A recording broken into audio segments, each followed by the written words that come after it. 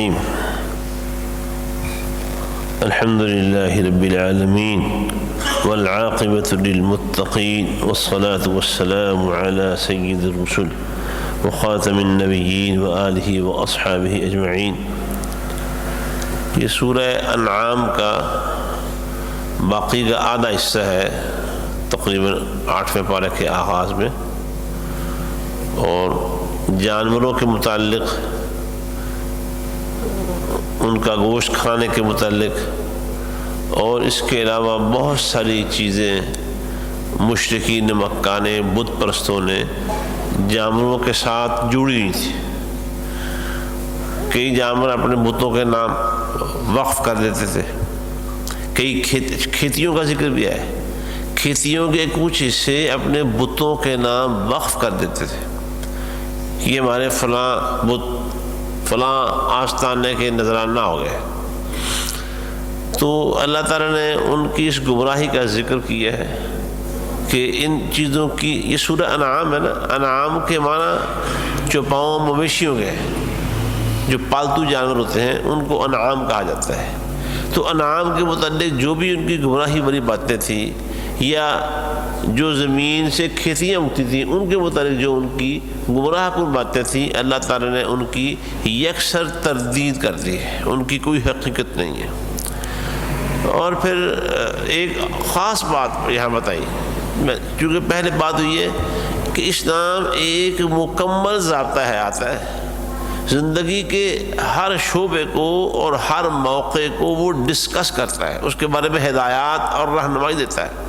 تو یہاں فرمایا کہ جس وقت تم کٹائی کرتے ہو اپنی فصلوں کی، تو اللہ کا حق جو اس میں اللہ نے رکھا ہوا ہے وہ ادا کیا کرو، یعنی اس کا عشر دیا کرو۔ جو زمین خود سے سیراب ہوتی ہے بارانی پانی کے ساتھ، آسمانی پانی، بارشوں کے پانی کے ساتھ، اس میں تو عشر ہے 10واں حصہ ہر فصل میں سے، اگر سال میں مختلف موقعوں پہ جتنی بھی فصلیں زمین سے اگتی ہیں ان سب کا عشر ہے، باغات ہیں ان کا عشر ہے۔ تو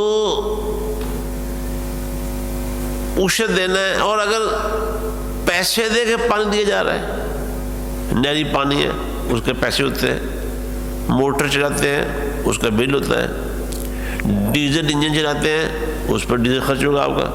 تو جس زمین کو سیراب کرنے کے لیے آپ کے پیسے خرچ ہوتے ہیں، لاگت آتی ہے، اس کا نصف العشر ہے، 20واں حصہ۔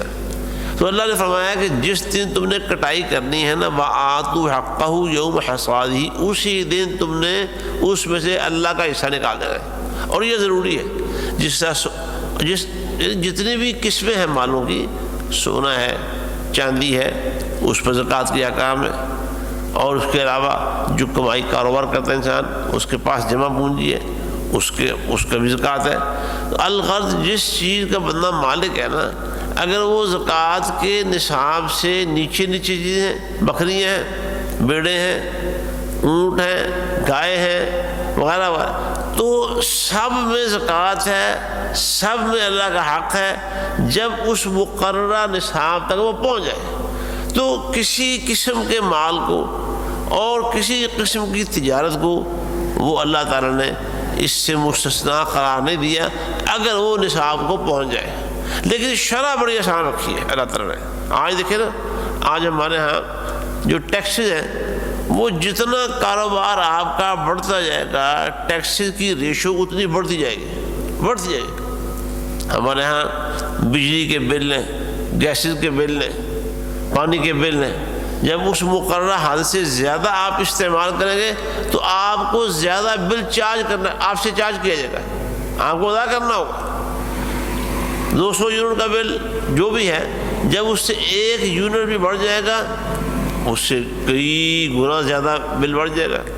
لیکن اسلام میں اللہ تعالیٰ نے نظام ایسا بنایا ہے، ایسا شاندار، کہ بندہ یہ دیکھو نا، گورنمنٹوں کے جو ٹیکسز ہیں ان کو دینے سے ہر بندہ جی چلاتا ہے، لیکن اللہ تعالیٰ کے فضل و کرم سے زکوٰۃ دینے سے کوئی بندہ جان نہیں چھڑائے گا، زکوٰۃ خوشی کے ساتھ دے گا۔ اور کیا اس میں حکمت کیا ہے، اس میں اصل وجہ کیا ہے کہ زکوٰۃ کی شرح، یعنی اگر سونا ہے، ایک مثال دے رہا ہوں، 7.5 تولے سونے پہ زکوٰۃ سے 2.5% زکوٰۃ دینی ہے۔ اب ایک آدمی 7.5 کی بجائے 7.5 کلو کا مالک ہو جاتا ہے، میں ایک مثال دے رہا ہوں، 7.5 کلو سونے کا مالک ہو جاتا ہے، اور ہوں گے کئی لوگ بھی دنیا میں ایسے اس سے زیادہ کے مالک ہوں گے، اس کو بھی زکوٰۃ اسی ریشو کے ساتھ دینا پڑے گی جتنی 7.5 تولے والے کو دینا پڑتی ہے، 2.5%۔ تو یہ اسلام کا بڑا عادلانہ نظام ہے۔ تو اللہ تعالیٰ نے یہاں جو عشر کا ذکر فرمایا ہے، اس کے بعد جانوروں کے بارے میں بھی بات بتا دی، بھئی تم بکرے، بھیڑے، چھترے، بکریاں، ان میں سے بتاؤ نا کہ اللہ تعالیٰ نے کون سی صنف کو، قسم کو اللہ تعالیٰ نے حرام کیا ہے۔ قُلْ آذَّكَرَيْنِ حَرَّمَ أَمِ الْأُنثَيَيْنِ، بتاؤ کون سے نر کو یا کون سے مادہ کو اللہ نے حرام کیا ہے۔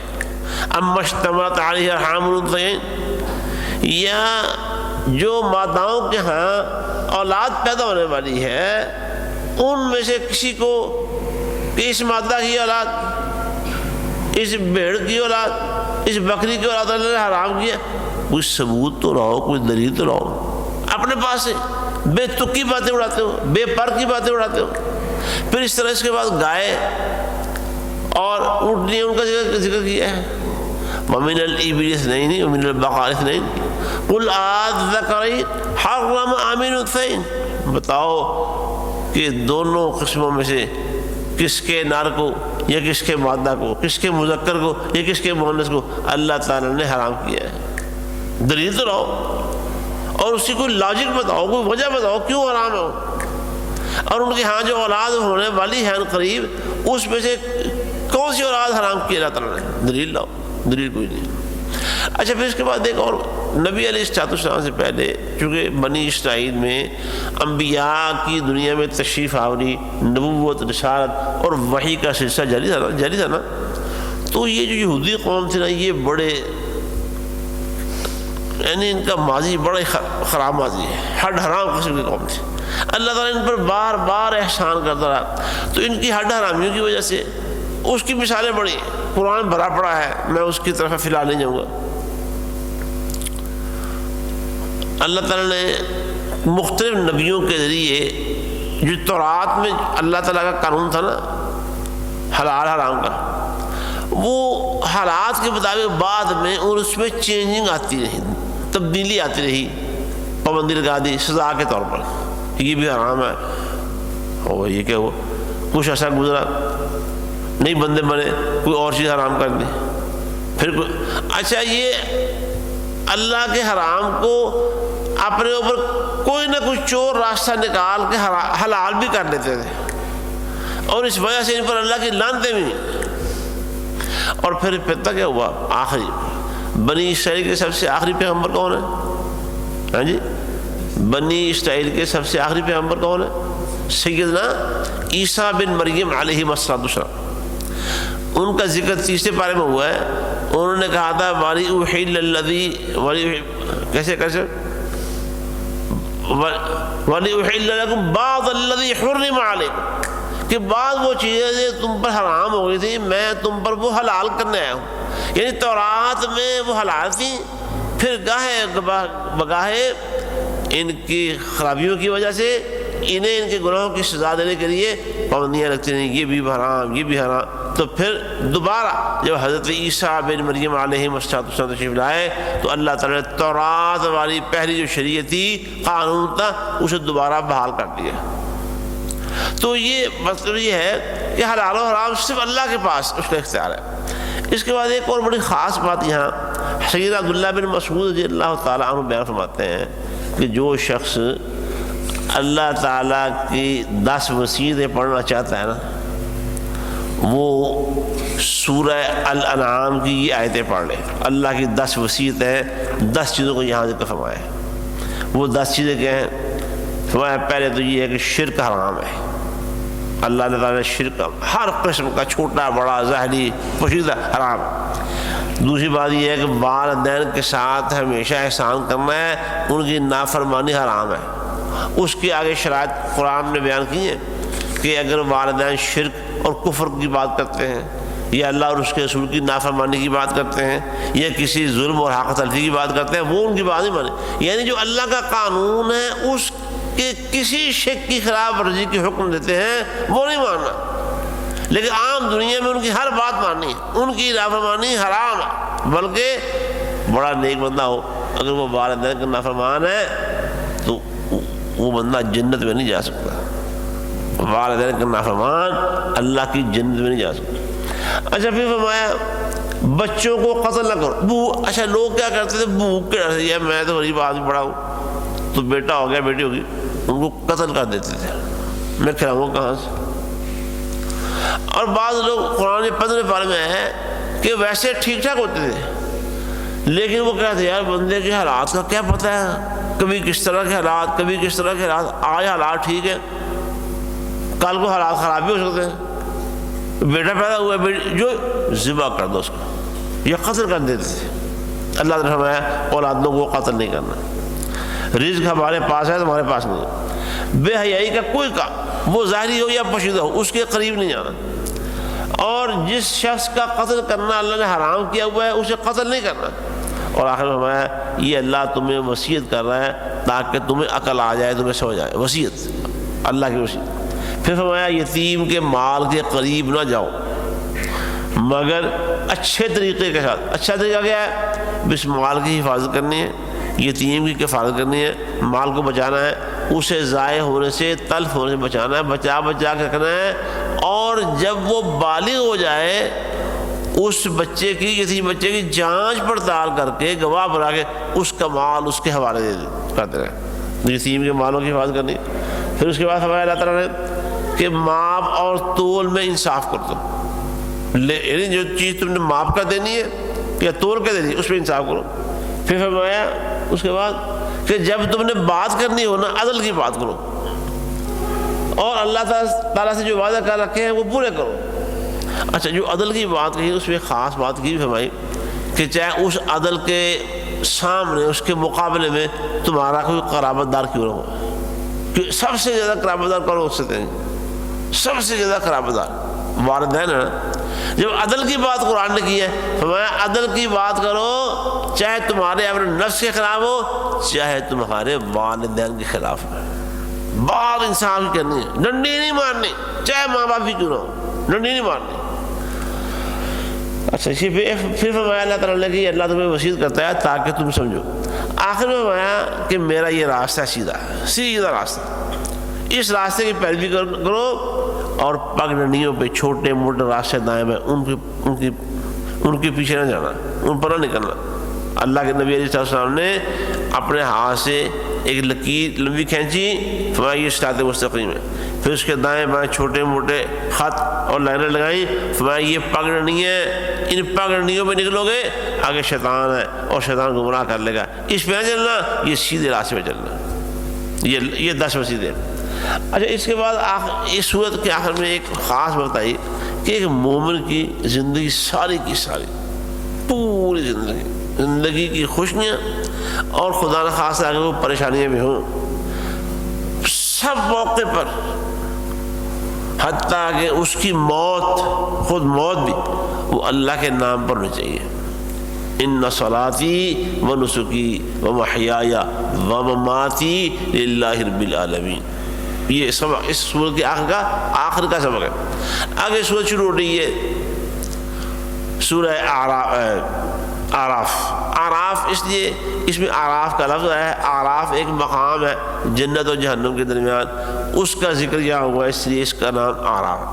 اس کے آغاز میں ایک بات بتا دی کہ قرآن اللہ نے اس لیے اتارا ہے تاکہ لوگ اس کی پیروی کریں. قرآن صرف سننے کی کتاب نہیں ہے، صرف یاد کرنے اور حفظ کرنے کی کتاب نہیں ہے، یہ صرف برکت حاصل کرنے کی کتاب نہیں ہے، صرف پڑھنے کی کتاب نہیں ہے.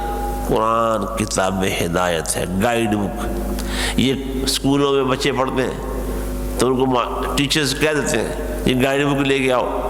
ہمارے زمانے میں ہمدرد ایک کمپنی ہوتی تھی، اس کی گائیڈ بڑی چلتی تھی. آپ کو اور کچھ اور آگے ہوں گے. گائیڈ کے بغیر ٹیچرز کہتے ہیں یا کہتی ہیں کہ بچے امتحان میں پاس نہیں ہو سکتے، گائیڈ لے کے آنا گھر سے.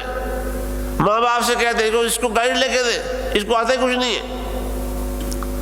جو قرآن ایسی گائیڈ بک ہے، اس کے بغیر بندہ نہ دنیا میں کامیاب ہو سکتا ہے نہ آخرت میں کامیاب ہو سکتا ہے۔ اچھا، اللہ تعالیٰ نے حضرت آدم علیہ السلام کی تخلیق کا ذکر کیا، جنت میں چلے گئے، وہ سارا قصہ، پھر سجدہ کروایا، ابلیس کھتے پڑ گیا۔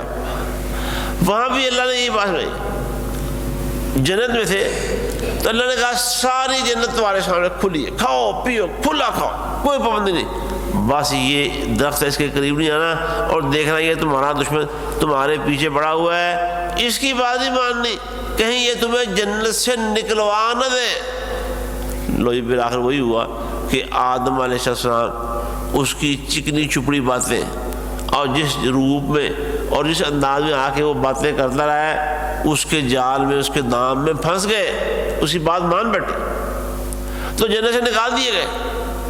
تو شیطان کے پیچھے ایک طرف ہے رحمان کی باتیں، ایک طرف ہے شیطان کی باتیں۔ رحمان کی باتیں جنت میں لے کے جاتی ہیں اور شیطان کی باتیں جنت میں گئے ہوئے آدم کو جنت سے باہر نکلوا دیتی ہیں۔ پھر اس کے بعد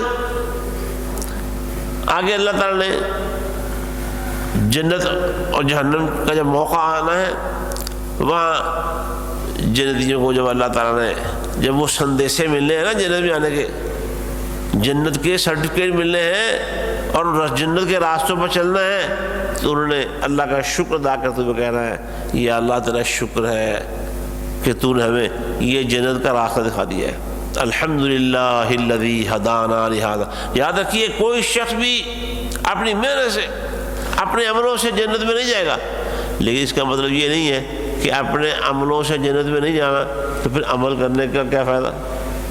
یہی بات سیدنا عمر فاروق رضی اللہ تعالیٰ عنہ نے اور دیگر صحابہ بھی ان کے ساتھ ہے، پوچھا اللہ کے رسول جنت میں جانے کے فیصلے اللہ کے ہاں ہو چکے ہیں کہ ابھی ہونے ہیں بعد میں؟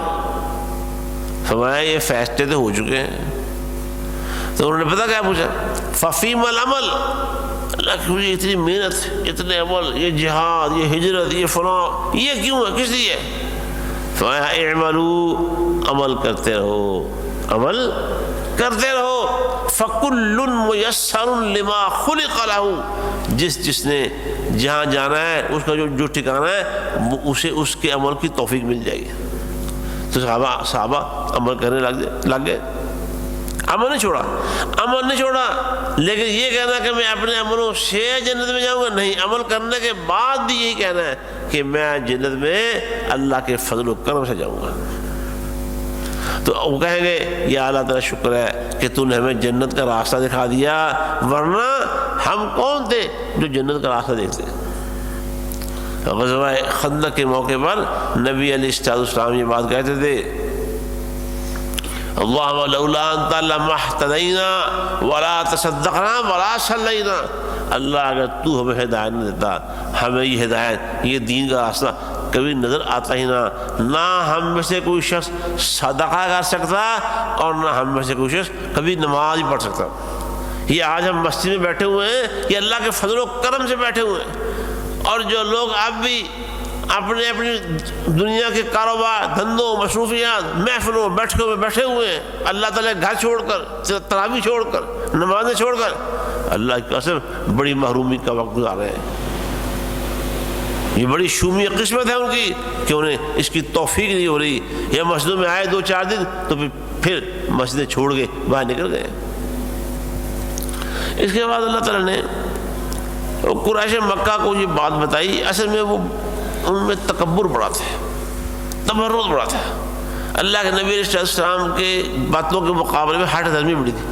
اللہ نے ان کو سمجھانے کے لیے 5 قوموں کا ذکر فرمایا ہے، یا 6 قوموں کا بھی آپ کہہ سکتے ہیں، کہ دیکھو کیسے ایک کے بعد دوسری قوم اللہ کے نبی جو ان کی طرف آتے رہے ان کی مخالفت کرتے رہے اور تباہ ہوتے رہے، جو ایمان لاتے تھے وہ بچ جاتے تھے، اور جو نبیوں کے ساتھ دشمنی مول لیتے تھے وہ نشان عبرت بنا کے رکھ دیے گئے. لہذا تمہیں بھی سمجھایا جا رہا ہے دیکھ لو ان قوموں کا حشر انجام دیکھ لو.